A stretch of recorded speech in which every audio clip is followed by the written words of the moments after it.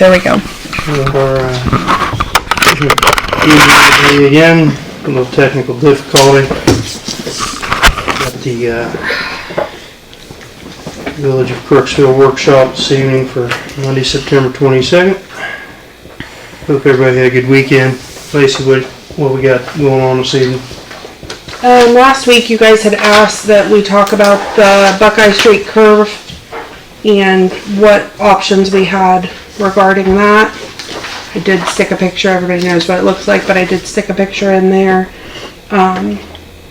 We discussed it briefly last week, but I didn't know if there was more you wanted to discuss or if anybody had any other thoughts or ideas on that.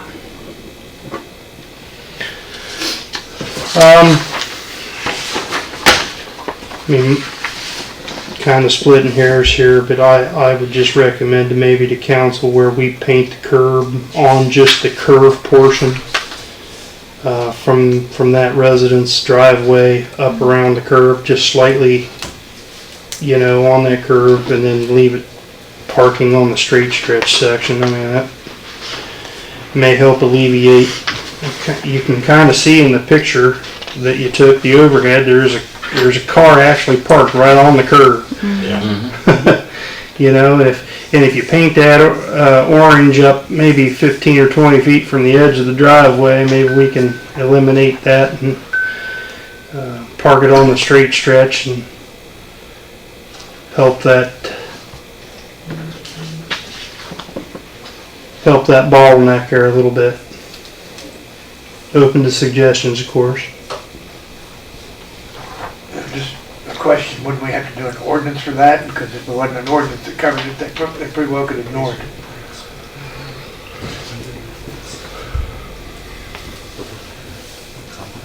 Good question. May. Just because the parking is on that side of the road and not on the other. Yeah, because I could paint a yellow line in front of my area there and then people go, yeah, whatever. So, unless there's some teeth behind it. Yeah. There are, I remember when we went through that before, on your intersections, they're supposed to be, what, 15 foot back? Supposed to be so far from the driveways too. Yeah, we were always kind of lenient with that uptown because we had the restaurant and the library, and if we really did it by the... There would be no parking. Yeah, I think it, unless they changed it, it was actually 10 foot. 10 foot. But I don't think there's any kind of ordinance that covers somebody parking in front of their own driveway, blocking their own driveway. That's where the issue would be. Because they're pretty much parking in front of their own driveway.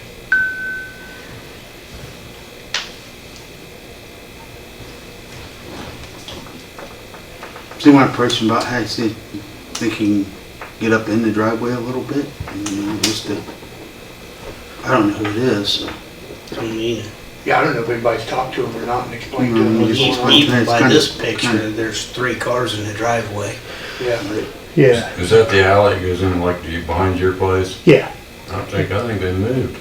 Well, there's other people living there now, Oh. and they've got about the same amount of cars. Oh. There's 3 or 4 cars there. Matter of fact, over the weekend there was a car parked in the grass, 2 in the driveway up against the garage, and 1 out on the street. And It is a pain in the butt to get through around that corner. sure, and it's no better when the snow flies. We could start Well, if you calling look at this overhead, it looks to me right there where we're talking about that it's bad. Look at it, doesn't it look like it's narrower over there than the Looks rest like of the road the narrows street? there. It It does, is. so. Yeah, a little It bit. looks like it narrows there. It doesn't, Yeah, Yeah, it does. optical illusion. I know something needs done there. I mean, It's bad. if you're coming down through there and another car coming up, You can't see them. there's no way you can get by.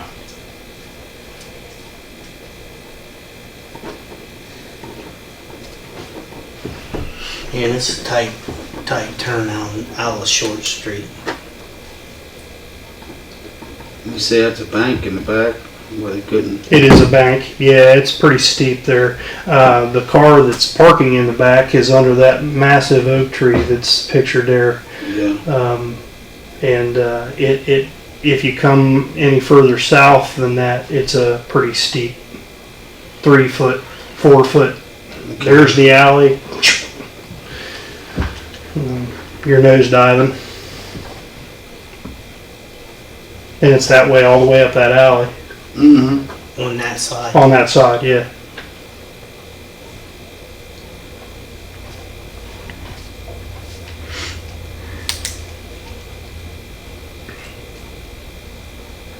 Who would have thunk everybody would have, you'd have 5 kids and 5 Oh, I mean, it's sure. You know, back in the days of 1 car, 2 car families over, man. It's 2, 3, 4 cars, 5 cars. there's nowhere to Work, go. school, anything. You know, it's all there. It's all legit. You know, I mean, these kids can't get bused to the school. So you almost have to get your kid a car or take him to school and go pick him up every day. Yeah. When they're old enough to drive. There's probably a bus stop down there somewhere, I would say, for the younger kids. Bus stops in front of the senior building. Yeah, That's where it is. And there's then the the, alley. yep. And then the other one is down in front of in front of Jim and Helen Malfy's house on Taylor Street. That's where the bus stop is.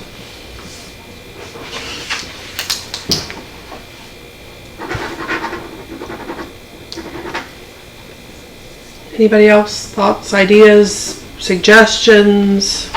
You know, Courtney and I drove through there today, and there weren't a ton of cars because it was during the day, but I could see where it would be a predicament, but it'd be hard to take people's parking spots away. Yeah, it Because then what are they supposed to do? The only thing I had thought of, and I'm just going to throw it out there, is can we put a stop sign at Short Street and go up to the old Inman residence and put a stop sign that way, so you have to stop before you go around that corner? My idea was, Which was 430. 430 on your sheet is the old Inman. I don't know who lives there now. I know Inman's lived there when I was growing up. Just so you stopped at both ends of it. Just a suggestion, because I don't think it's a good fix, but it's something. Slow them down. You wouldn't be able to see Short Street from up there at Emmons, would you? But if they stopped at Short Street, you have to stop that car anyway. would go out. No, coming on Buckeye Street. Yeah. That's really not Short Street, that's an alley. Yeah, that's an alley. They're calling it Short But if Street. you put a stop sign on Buckeye Street coming up around the corner, right there at the corner of Short Street, Yeah, and one up at 430, and stopped them right there, if they stopped, the other car would have a chance to get out where you could see it. That's all I was thinking. yeah, I see what you mean.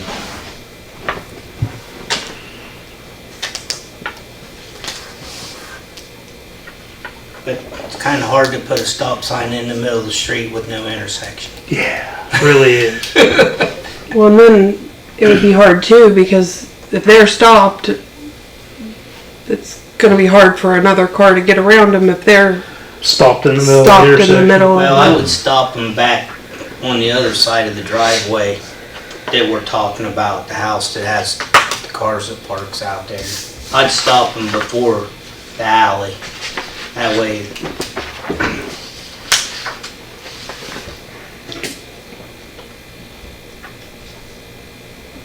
it's just a suggestion. My idea was, because I've hit that at Ed Gamble's house there, and that I've hit that twice trying to come up going south on Buckeye from that alley there. It's called Short Street they got on there. I've hit that twice with my car because I didn't want to hit that car that's parked there. So I cut it, I couldn't make that turn that way, but not, I either have to go straight or go down, go north and then go down Taylor Street and hit back on China and come up. Or go back the other way, it all depends how I park when I go to see my sister. That's how I've hit that twice there at Gamble's, and if we could cut that down and corner a little bit there, I don't know, that's probably not going to solve it. Just make keep it me easier, from hitting the curb. It's just easier to get out of the alley. Yeah. You know, Jan had mentioned a mirror, putting a mirror up on a pool. yeah. I don't know, and how many times are we gonna have to replace that mirror? Once a week. Yeah, And it's really not a sharp enough angle, I don't know. If you're coming up that hill, you're not gonna be able to, it's not like it's a, you know what I mean? Yeah. It's more of a, Is it a speed thing? no, I think it's just a visibility thing. It's just, Yeah. the cars are parked there, you're It's going up, visibility. you're heading south and going around the corner, and there's a car that crests that hill at the top of that hill, and they meet right there. And half the time you're in the middle of the road because, well, There ain't enough room for two cars anyway. I mean, yeah. Anymore, you know, the wider these cars are anymore. I mean, I'm open to whatever we decide, but I mean, I guess at this point, we really don't have an answer. Everybody can just keep thinking on it, and if something, I just hate to all of a sudden tell people they can't park in front of their house. yeah. I hate it too, but Well, I think then you're gonna have parking wars, basically, where people are saying, well, this one's parked here, and this is mine, and I've got this many. I think it's just gonna cause more. Because in the evenings, that's parked clear down around, from where that car is on the corner, clear up, that's parked clear full every night. Oh, I believe it. So, I guess everybody can just continue to brainstorm, and if anybody comes up with anything, we'll go from there. Jan is no better than I, but I think if you do anything restrictive, you're gonna have to do it by ordinance, would be my guess. I Yeah. agree. You could almost, the mirror would work, but you couldn't put a flat mirror in there, you'd have to put a bevel. And you would be able to look in the mirror and see. You'd be look this way, but you'd be able to see over here. Yeah. I think Where that we, light pole is almost, Well, that telephone pole's there, and you've got some trees obstructing the view on that too. right. yeah. I think we'd spend a lot on replacing it. Yeah, I think every rock. Every week. Yeah, They're pretty pricey. When me and Jerry Marks got that one for Johnny, we wound up getting a surplus. Because to order one outright was a rather exorbitant. They're pricey. so moving along, update on the employee manual. Fred had asked me today, because the only one he's seen is the redlined one. That's all that's out there right now. Yep. It's gone back and forth several times. Courtney and I just sent him another update of things that were supposed to be included that weren't, changes that were supposed to be made that were not. So it's kind of been back and forth. So I hate that it's taken this long, but It's normal. it's a process. So we've gone page by page, word by word, and we've done that multiple times. So it's back in their hands at this point. So we'll wait and see what they send us back and when they send it back to us. Too bad we're a government entity, we could just give them a sheet with the 10 Commandments on it. Well, that would have been a lot easier to read through. But we did run into a lot of positions that weren't in the book, in the manual. So we had to kind of go through all of that. And so it's definitely been quite an adventure. So, And but- we're only on page 133. I don't know how many, but it's, no, that's the end of it. It's all the way through. but it needs, we need to get it finished. And nobody disagrees with you, Fred. It's just a process, unfortunately. Once they kick it back to us, then we have to find the time to sit down and go over it word by word, compare it to what we had sent them, compared to what they had actually done. And it's just And then Jan gets involved, and it's a process, to put it mildly. But if anybody would like to see the most updated red line version, I'm more than happy to send it to you.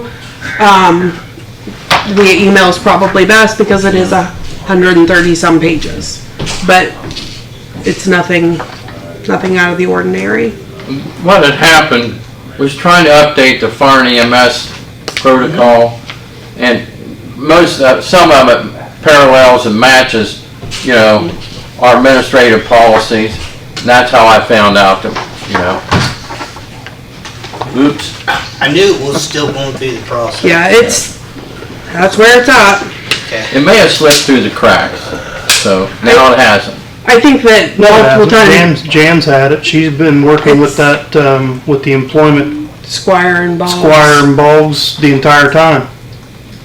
I think that it kind of got put on their back burner a couple of times, and Jan's had to kind of Push it back. give them a nudge. Yeah. But then we get it and go through it and send it back, and then they get nudged a couple more times. So it's just a process. So hopefully by 2026 we'll have it, guys. You do have the Star Ohio sheets from July and August. Just with as busy as we've been in here. I don't. I have June I and had July. 2 sheets. Take Billy's. July and August. Oh, She'll want you to have Gotcha. one. Reservoir 3, I know they've been out there on site several times. They've done some surveying, they've taken some samples, and they are looking at different funding opportunities. So, it's moving, but it's definitely gonna be a slow process, like everything else. But is there any way that we could manually drain that, start draining it down? Or do we don't want to do that? Because of the damage it's on the dam that we're supposed to be repairing. you want us to start draining it? It's our reservoir, there should be a valve that drains it. Look, I'm not a reservoir expert, I don't know. I can't answer that. And I don't think it's set up like the one at Crooksville Dam was. Well, I know it's not the same as Crooksville, but there's still a valve that should have been able to drain it. Because here's why. At one time, we dammed up that creek and pumped water back up into it through that station, which is, I don't know what's in there now.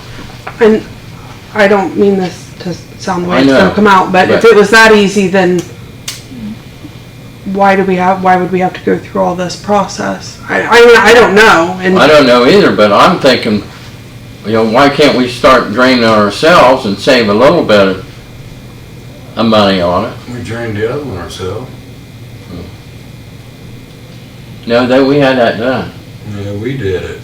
I went, took a backhoe down there, we dug that up and we drained The it. valve, where the valve was, down at the bottom. We opened that up and just let it drain down through there. So, That's where one of the leaks was, at the valve, wasn't it? Yeah, exactly. That Right bottom? down to Rose Farm. Yeah. We Okay. walked that whole line. But anyway, there should be a way to drain it. yeah, I have no idea about all of that. There should be a record somewhere how to do it with the valves and everything. I would think. Ask Itchy. Yeah, we can ask Itchy maybe. And here's another thing, if you recall there at Rose Farm, we have that, the line still, it comes into Crooksville from that reservoir. So there's gotta be a valve on it somewhere. And that old white pipe, where fire department looks like we used to be able to hook into it, I think they could, that was hooked directly to that. So if we had to, where that pumping station was, at Reservoir 4, I'll call it, we could pump into town through that pipe if we had to. In an emergency, if the pumping station went down. Anyway, there's somebody knows about how to do it. We might ask Itchy. He'd be the last living person probably didn't know about it. Unless, yeah, George might. yeah, George might. Yeah, ask George. I'll ask him. I'm just thinking how it saves us a few bucks if we if we're gonna take it out, you know. That may be a safe way to draw the water down, if, you know, when it comes time.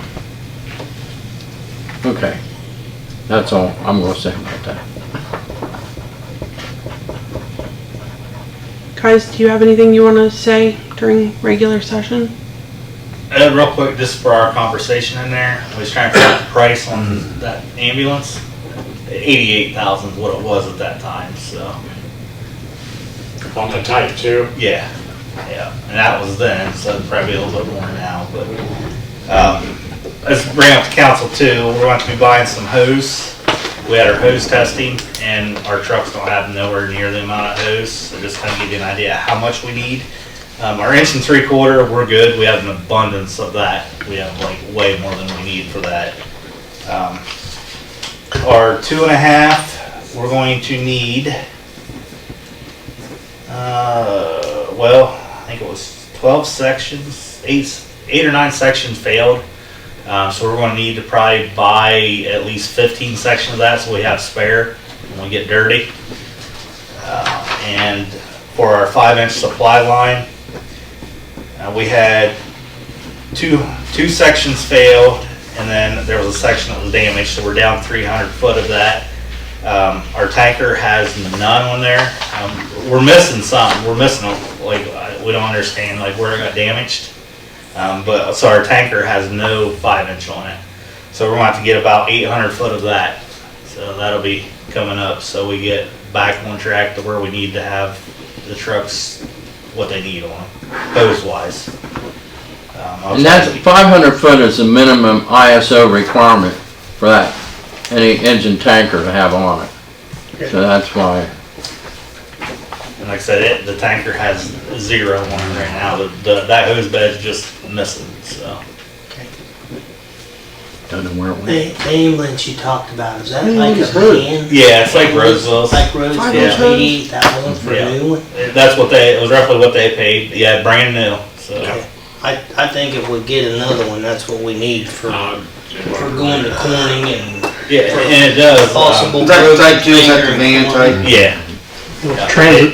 It would have to Transit be, The van? guys working, do what? except for the guys It, working. it does, but for the price, it's doable, especially if we're using it as maybe even like a backup for our other, for 216.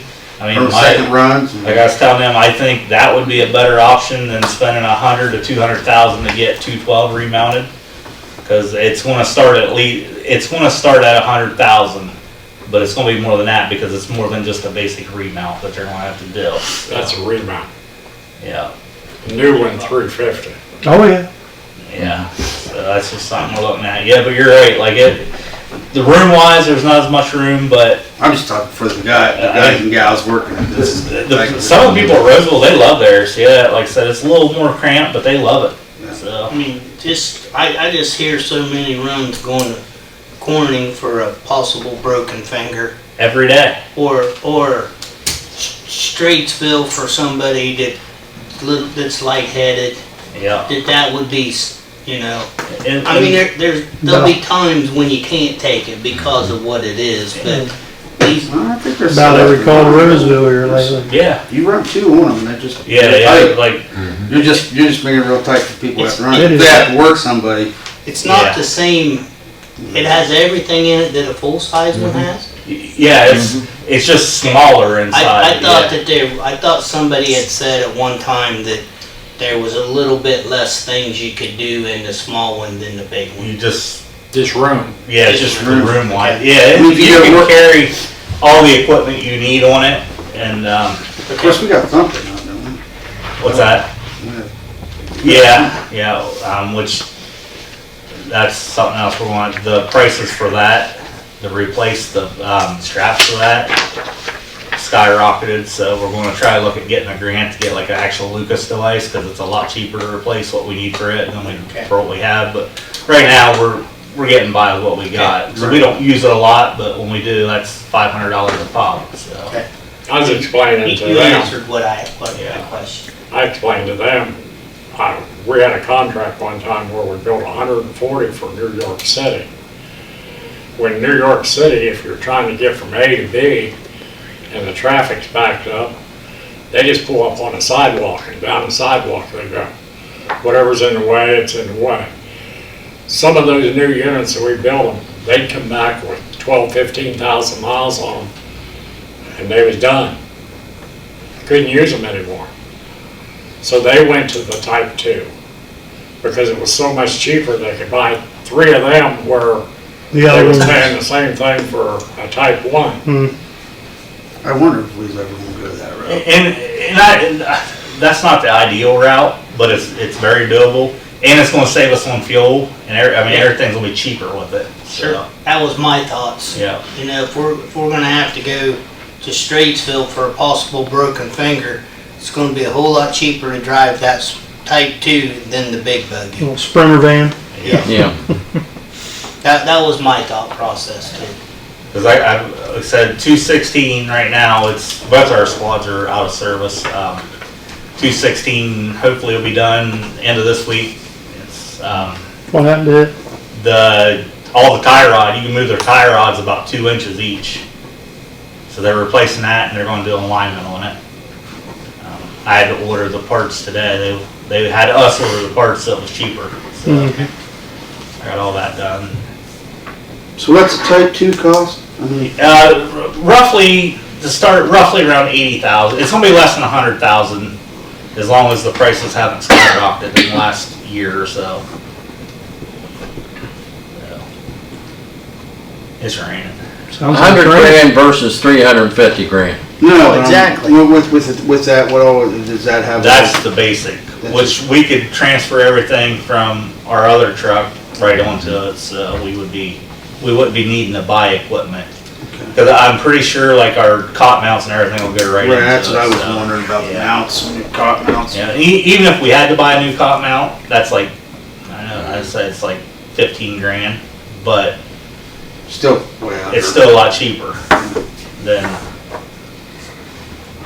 think that's right to do. Because anytime you buy a truck, it seems like the hidden cost is what kills yeah. it. Like I said, Whether it be for the street department, or any piece of equipment we buy, it's, yeah, because a lot of times when they do that, Bill, they want to buy, well, let's get a new monitor for it, let's get a new cot in it, which that's nice when you can do that, but if you don't have to do it, right.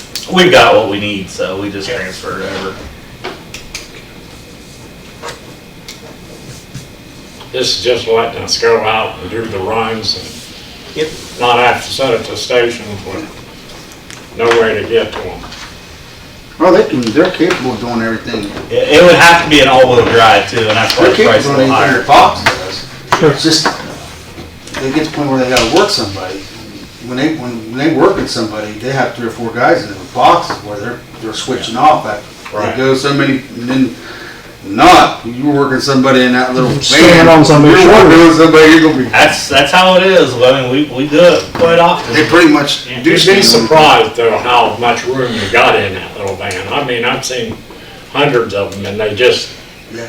you really got, as Oh, I'm not against them, I just, far as equipment, you got the same exact equipment, other than you got just a little bit less space to work. You can't walk clear around the cot, you can only walk on one side, the side. front and the back. Just one side, you're just limited. I'm for it. All the works. But everything's in reach. You can reach over the cot and reach everything. So, It's funny, let's do it.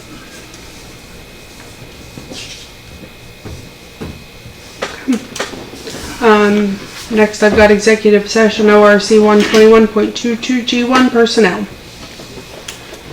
Alright. Should just be able to hit stop. I didn't know if that paused. We're recording again, I think. Anything else come for council? If not, we're adjourned.